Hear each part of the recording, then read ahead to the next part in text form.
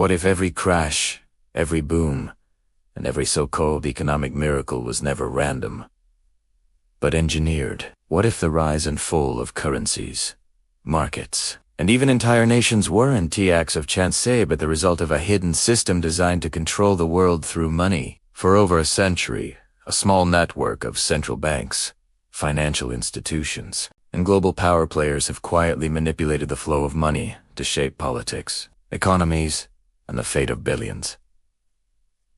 This isn't a theory, it's history, and it's still happening right now. Welcome to World Money Manipulation Exposed, the invisible empire of banks. To understand how world money became a tool of control, we have to start at the source, central banking. It began in the 1600s with the creation of the Bank of England, the first institution to issue government-backed debt as money. This model spread across Europe, giving bankers and monarchs a new form of power, the ability to create currency from promises. By the early 20th century, this idea reached its peak in the United States. In 1913, after secret meetings on Jekyll Island, a small group of bankers and politicians created the Federal Reserve System, a private institution, given the public role of controlling America's money supply. What they really created was the foundation of global financial manipulation. The money that never really existed, the early 1900s, marked a turning point.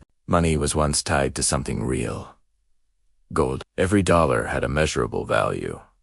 But after 1913, something changed. Banks discovered a trick called fractional reserve banking, lending out far more money than they actually held. For every $1 deposited, they could create $10 or even $20 in loans. In other words, money was being created out of nothing. This invisible expansion of currency gave central banks a dangerous tool: the ability to manipulate economies simply by adjusting interest rates, printing money, or restricting it. The globalization of manipulation after World War II. The financial world reorganized itself under a new order. The Bretton Woods Agreement of 1944. The US dollar became the world's reserve currency backed by gold. While every other currency was tied to the dollar, it seemed like stability, until the illusion cracked. By the late 1960s, America had printed far more dollars than it had gold to back. Other nations started demanding gold instead of paper. So, in 1971, President Nixon made a fateful announcement: "We're suspending the convertibility of the dollar into gold." And just like that, the world moved to a fiat system, money backed by nothing but trust. This shift gave governments and central banks limitless control. They could print, inflate, or devalue currencies at will. Money became a weapon, and manipulation became the norm. The age of artificial markets. From the 1980s onward, financial manipulation became more sophisticated and more hidden. Interest rates were used like levers to expand and contract economies. Stock markets were fueled by easy money. Debt was turned into an asset, sold and resold through a system of derivatives that even experts couldn't fully explain. In 2008, the system imploded. The global financial crisis exposed the truth.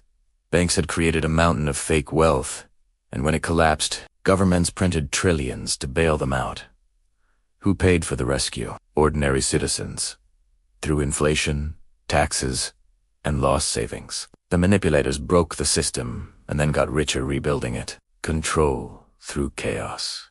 Each fix only deepened the manipulation. When printing money stopped working, new tactics emerged: quantitative easing, negative interest rates, and now digital currencies. Today, central banks are preparing central bank digital currencies, CBDCs, programmable money that can be tracked, restricted, or even expired. They promise convenience. What they deliver is control. Every transaction monitored. Every purchase approved or denied. Money, once a tool of freedom, is becoming the perfect instrument of compliance. History repeats itself. Rome debased its silver coins before its empire fell. Germany printed marks until they were worth less than the paper they were printed on. Today, nations are doing the same thing. Just digitally, silently, globally. The International Monetary Fund, the World Bank, and the Bank for International Settlements coordinate policies across continents, ensuring that every country plays the same game.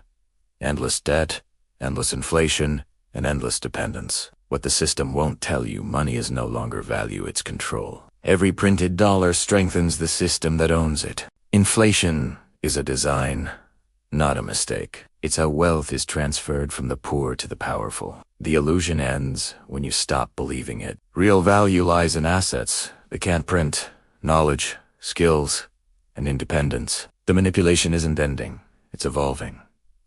The next phase won't be paper or plastic, it'll be code. The world is moving toward a digital money matrix, one that rewards obedience and punishes resistance. So before that door fully closes, ask yourself, will you remain inside their system, or start building freedom outside of it? Because once control replaces value, money as we know it will never be real again.